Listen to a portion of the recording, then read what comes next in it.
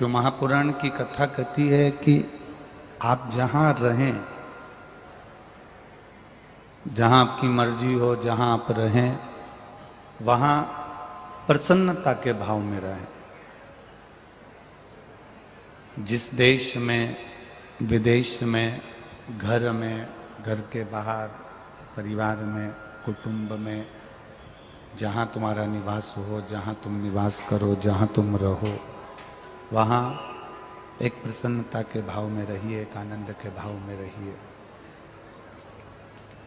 आपके चेहरे पर प्रसन्नता होना चाहिए, आनंदता होना चाहिए। और हम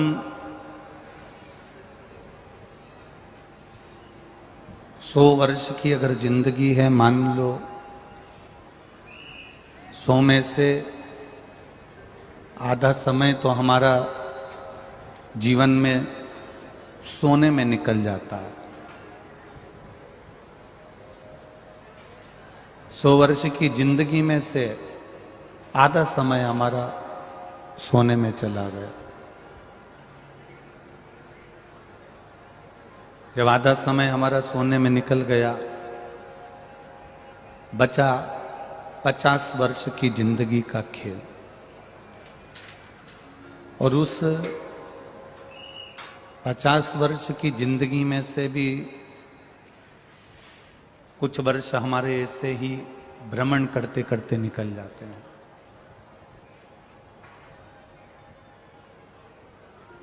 और थोड़ा सा जो समय बचता है, थोड़ा सा जो समय हमारे पास में रहता है, थोड़ा सा समय हमारे पास में जो रहा है,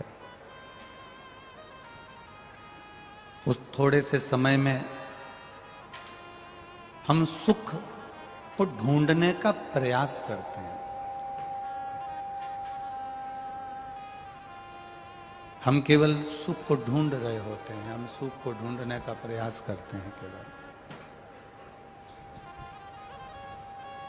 और वो सुख जब हम ढूंढने का प्रयास करते हैं तो वो सुख हमसे दूर भागता है।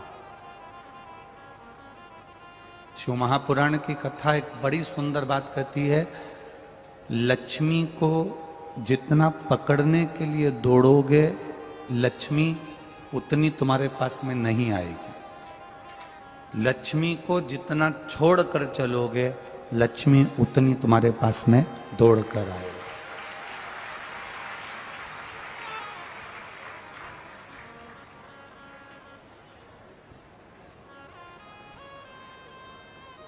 आप जितना सुख को चाहने का प्रयास करोगे कि मुझे सुख मिल जाए, मुझे सुख प्राप्त हो जाए, मुझे सुख मिले, सुख प्राप्त हो जाए, उसको ढूंढने का जितना प्रयास करोगे, वो सुख तुमको प्राप्त नहीं होने वाला। हाँ, सुख को छोड़ो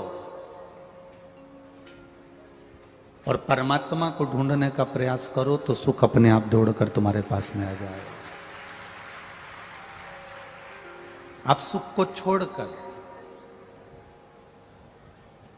जितना सुख को पकड़ने का प्रयास करोगे, जितना सुख ढूंढने का प्रयास करोगे, उतना सुख तुम्हारे पास में नहीं आए। आप सुख को ढूंढना बंद कर दो।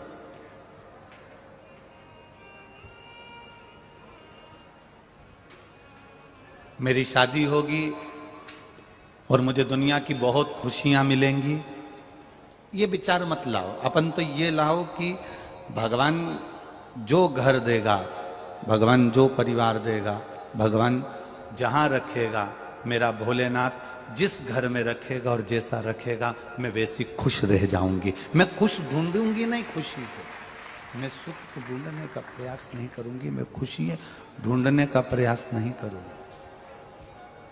वो जैसा रखेगा मैं वैसी रहूंगा। मैं दुकान खोल लूंगा, फिर धीरे धीरे करके मॉल बना लूंगा, धीरे धीरे करके बंगला ले लूंगा, धीरे धीरे कर कर गाड़ियां ले लूंगा। ना ना, आप ये विचार करो कि मेरा भोलेनाथ एक छोटी सी दुकान खोल रहा है, मेरा भोलेनाथ इस दुकान के अंदर बैठेगा, मेरा भोलेनाथ दुकान चलाएगा, मेरा भोलेनाथ व्यापारी बनकर बैठेगा, मेरा भोलेनाथ ग्राहक बनकर आएगा और मेरा भोलेनाथ मेरे परिवार की परवरिश करेगा।